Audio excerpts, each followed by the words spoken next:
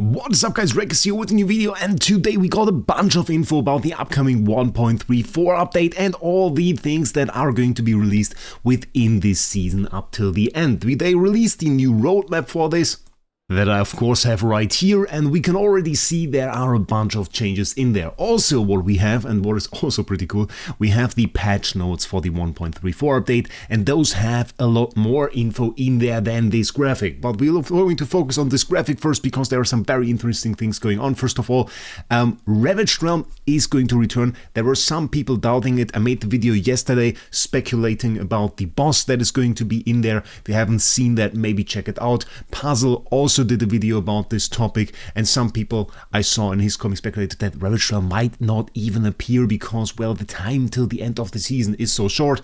But here we have the info, Ravaged Realm coming back. No info on the boss whatsoever. I was kind of looking like at the graphic, checking out if there wasn't like an enemy in the corner or something that we could see, but it wasn't the case. But of course there are other major things coming up.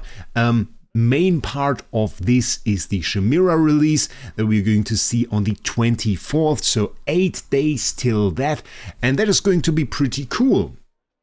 Because of course we knew already that she was going to be released, as AFK Journey actually, I think they said they leaked it themselves, which I thought was quite of an interesting way to put it. They released a video with a part of her animation. Everybody was pretty hyped about this. Now the time has come. Shemira is going to be released as tier hero. We already see right here Graveborn, and interestingly enough, Mage. As you know, I'm not really a big AFK Arena player, never really played that, but I was told to check out her skills there, so we're going to do this in a second. Mage is very interesting. Corpse Maker, it says that is maybe something that we can keep in mind. Full of happiness now, okay. Weaponizes her sadness, family decision maker, and sometimes blames Nero for past departure story. So we have Nero as husband there, and I have no idea who that is. Maybe you guys can tell me down in the comments who this child is. I don't know that.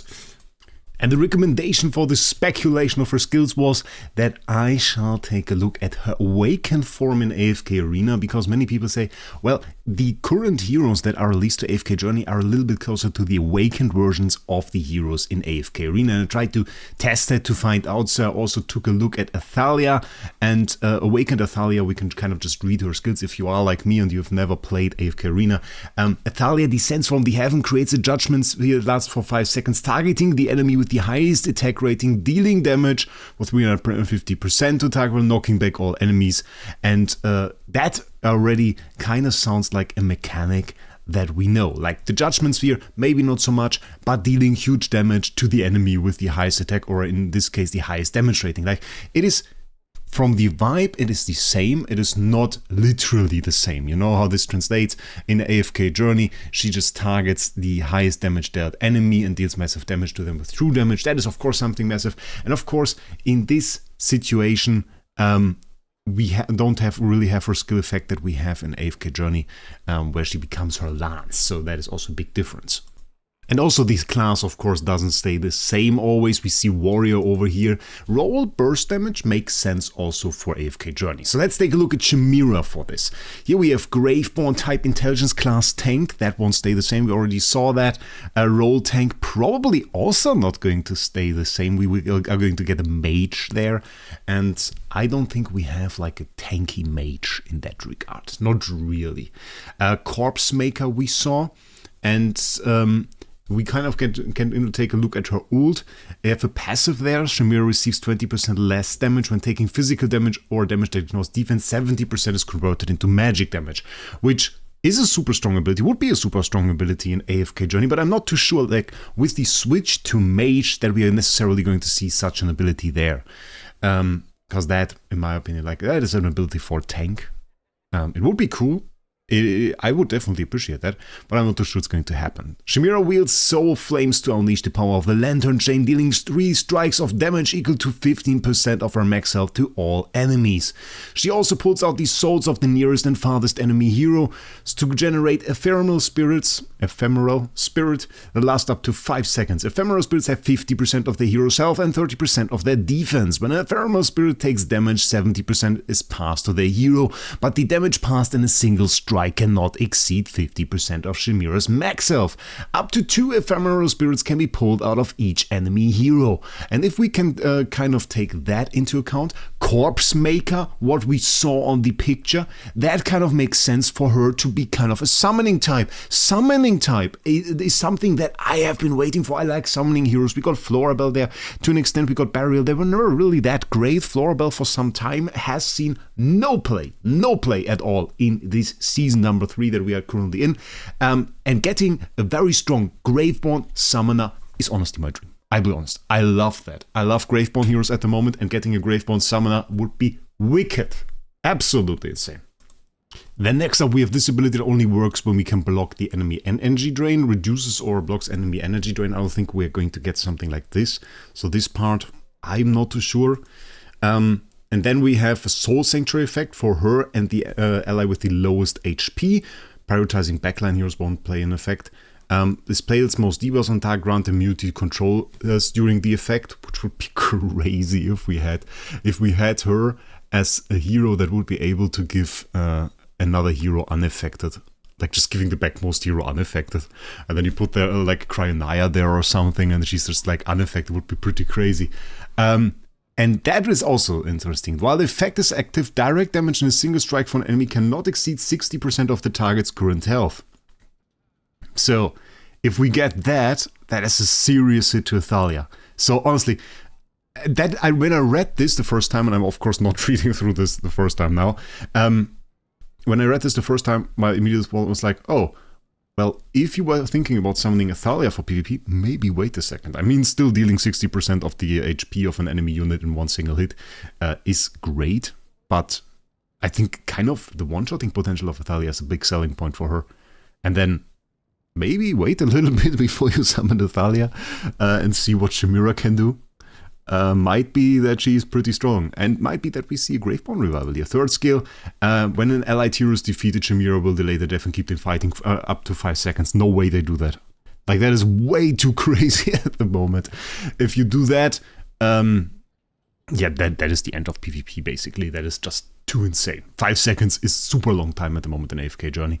It's super crazy. And I don't think they can do that, but I'm eager to see what they're going to do for this ability. If they're going to do something delay death-ish, no idea. So my immediate thoughts were this about Shemira. You can tell me down below what you think about her. Let's take a look at the other stuff as well that is in there. Shemira, definitely, in my opinion, very interesting. Has big hype around her, will likely disappoint that hype. That is just how things work. People will be disappointed. You will be disappointed if you are hyped now. But overall, could be a very, very good hero. Could be a very, very good hero. Seems pretty strong. So the bigger part of this roadmap is of course centered around the collab. We immediately see it's not even a lonely AFK journey, it's AFK Journey X Fairy Tale. We see the release of the trio there, 1st of May. Going to do a live stream, announcing it right now. We're going to do a live stream at that time. And we're going to test both of which. Apparently, you get a Mythic plus Lucy for free. So that will be pretty cool. We're going to test both of them either way. So probably at least Supreme Plus, but I'm planning to go maybe a little bit further. I mean, kind of probably good promo to go to Paragon 4, but I don't know if we're going to do this. We are going to see. If they seem interesting, we might. We also see a Heroic Gauntlet, Clash Rounds, Round 4 Clash Rounds going to end, last Clash Rounds for this season. And there will be a special event. I don't think that was announced yet, that we are going to get a special Fairy Tale event. I think this is part of the source where you get the Lucy copies from. But there's also going to be a little bit more. So we see some Temporal Essence for Lucy. We see some General Temporal Essence. I have no idea what that is. We are going to see. Will be pretty interesting. Pearl Tycoon going to be back. Not sure if many people are going to be hyped about this. I have to say, in general, Pearl Tycoon is like pretty easy loot. It's just like grab it. They built a little bit of mechanics around it, but it is just pretty easily grabbable loot. Doesn't require a lot of interaction, so that's nice. Outfit overhaul. No idea what it is, but we have some very nice quality of life outfit stuff coming up in the patch notes, so definitely stay tuned for that. Common Crucible, Scorched Valley, Chariot Mines, just some general events that we are going to see. So we are expecting quite a bit more loot within this season. Let's go in the patch notes now. So for this version of the patch notes, I want to give a huge shout out to Chippy AFK. You can find his own channel on Telegram and also on the Yaphala Discord, where I've also found this picture that he made. Super high quality version of the patch notes, way easier to read than in-game. We can even zoom in here to take a look at how high the resolution here is. Man did some crazy work. I'm going to zoom out again, that is a bit too crazy. But we have pretty crazy stuff coming up, so let's check it out. First of all, Fairy Tail event, talked about it, no more info here. And then we have a crazy one, adding a character transfer feature where eligible players will be able to spend Dragon Crystal to purchase transfer tickets and move a character to another server. So you're going to be able to switch your server. And that is a huge thing. People are already annoyed that it is for Dragon Crystals. I guess from similar games, it also costs money to transfer your account. I remember that for World of Warcraft, which personally I haven't played, but I know this is like the case there. Am I a big fan of server transfer? I don't know. I was like thinking for a second, oh, my guild's finally going to be able to poach a lot of whales. And then I thought, oh no, then I have a lot of whales on my server. So that is kind of a problem. I don't know. We're going to see. I think there will be a bit of movement, and then they are going to do server merges, because that is like if more players leave their server, depending on how much that costs. Really, I don't know if it's really expensive. That's another story. Probably not many will do it then. If it's really cheap, many people might switch. You might go to a friend that you've made on a Discord, and then if servers become more empty, more inactive, they are going to be merged. So in the end, you might be together with the same server that you switched away from before, which is kind of interesting. But yeah, I mean, you could in theory use this to get more loot. Like, for example, my server this season has allied servers that are fairly inactive. If I switch over to those allied servers, I'm still on the in the same server, basically. I'm still connected with my initial server, but I would have a way easier time in certain areas of the game. Like, for example, I could have way easier access to arena loot because their arena isn't connected to ours. The base Dream Realm would be easier, which I mean I don't have problems at, but I would have less opponents there because the normal Dream Realm part, like the normal ranking here, that isn't connected. And we are on the VN server, by the way, if you're wondering why I'm ranked 95.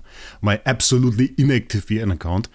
This part is just from the server, so that would be a lot easier for me. So I don't know, maybe also an opportunity for people that struggle a little bit. But I'm very curious to hear you guys' opinion down in the comments, so definitely tell me about this. Then we have the next one, adding a feature that allows players to test heroes in the trial stage, including trying out their skills and previewing skin effects in real combat. Was waiting for that. And they have already shown that in a little bit of an ad. We can see right here, Hero Trial, new function available from patch 1.34. And apparently it will look like this little button here, where you can go ahead and test the hero. We are going to see, I mean, it's probably going to show off the hero mechanics, which I think is a good feature. I think it's very nice, especially if there is a new rate up and you are able to test the new rate up hero a little bit. I think this will be pretty nice. In the end, a lot of AFK Journey is about combining different heroes and also seasonal artifacts and skills. And thus, it would be pretty difficult to find out what a hero can do for just like this, for a few stages. It's not like a trial where you get the hero on your account and can do some stuff with it or clear some stuff.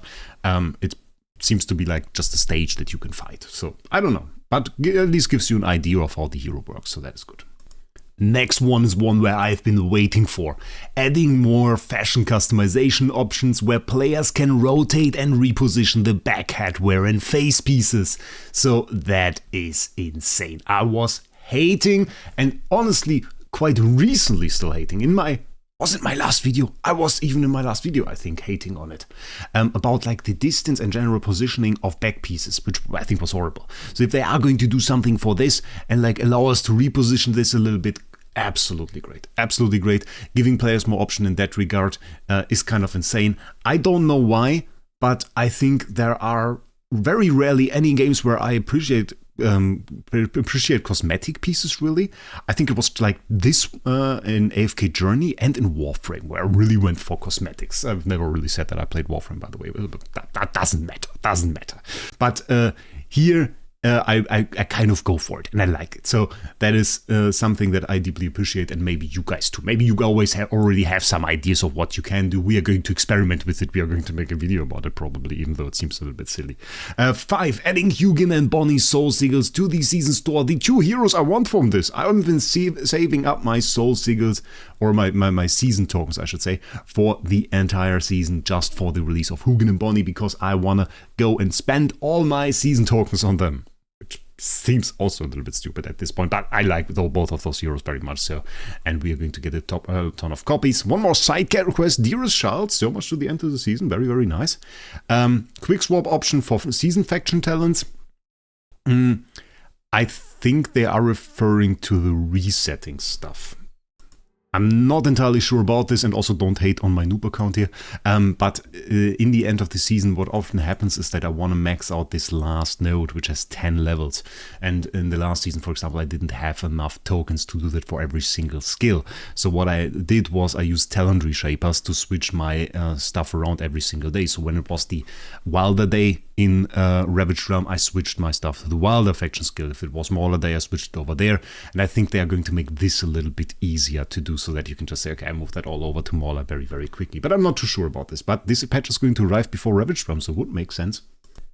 Quick swap out option for all heroes magic charms. People have been waiting ages for this. Nobody wants to do this by hand. I've just been doing it. It is annoying. So great that this arrives.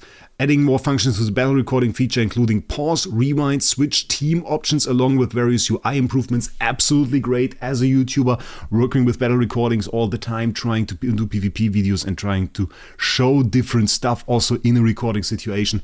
That will be a huge tool for me to make better videos, so absolutely enjoy it. Adding a faction talent toggle to the fun duel feature. I have been personally requesting more fun duel stuff for a while now. I've been asking the community managers and all the stuff for that, because I want to have exactly that, the activating faction talents. I've also asked them to give me the option to just enhance or set every single character in there to Supreme Plus. That is also something I wanted. This is not in there yet. This is just a faction talent, but it's already huge. I think Brownie, shout out to Brownie by the way, I was asking for it because he does more like arena PvP. I do more Supreme arena PvP. I like to include like the skills. He's more about arena in that regard, and for him it was always really, really annoying that in Fun Duel those skills were active, and now he has an option to just like toggle them off, which is really cool. And I'm just waiting for the point where I can just say, okay, every single hero is Supreme Plus, because it will be so great for testing rate up heroes. It is absolutely annoying if your other heroes are like some P3, some P4, and then you have a rate up and you have the Supreme Plus hero, and this is initially weaker just because it is a Supreme Plus hero, so really annoying. And we have privacy setting for guild members. The broadcast spam in the guild chat was super annoying. Glad to see that there are some changes to this, but I think they should also just like remove some of this stuff that is announced in there. Like, I don't need to know that you upgraded your hero to +10. I won't talk to you about this. Like, if you have a double pull or something, I write GG, that's cool. If you enhance hero to Paragon 4, maybe I care, but then again, like, in this game, the problem with this is if you get your first P4, then it's interesting. But once you start getting P4 heroes and you unlocked it, it's really just, okay, yes, first P4, third P4, 100th P4, it really doesn't matter anymore at that point. So first one, yeah, rest of them, not really. So like all of these enhancing messages are really, really annoying. Just, I don't know, they have to rework that a little bit, I think. Because meaningful messages, when really somebody gets some cool stuff, you got the triple S tier or something that is in guild chat, and I think that can be cool, but it's just too much at this point and not the right stuff, I think. Quick claim crunch option for Pearl Tycoon, cool. Pop-up when receiving a select chest, giving players the option to either claim the reward immediately or store chest in inventory. Okay, I don't know, somebody wanted that. Filter to the inventory that sorts item by quality. Okay, haven't really searched for that yet, because I never remember the quality of items. Optimizing how monsters are unlocked in Voyage of Wonder domains. No idea what they did. UI for Crucible, also whatever. Post-defeat tips to better reflect the current state of hero development, I guess, can help some beginners, but we are going to do beginner guides at the start of the next season anyway. So that is the thing. Then some text issues.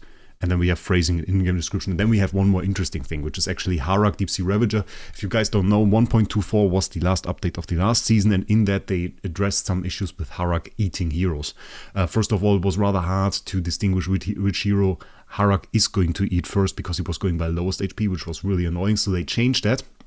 so that he devours allies with forward initial position. So the more forward your hero is placed at the start of the battle, that is determining the order Wraec is eating his allies. And that wasn't applied to Ravaged Realm, because basically they made this change in the middle of Ravaged Realm. And they didn't want to like screw with the scores of people, so they didn't put that in Ravaged Realm. Ravaged Realm was specifically excluded from this mechanic change, which I think was really, really good, by the way. It was just made it more consistent, and I think that was a really careful change they did there.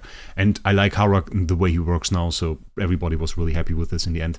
But they just say this is now coming to Ravaged Realm as well. It's not going to be like last Ravaged Realm, but this mechanic isn't active. Wraec is going to work like Wraec works in Dream Realm right now, also in the upcoming Ravaged Realm. So that is the thing.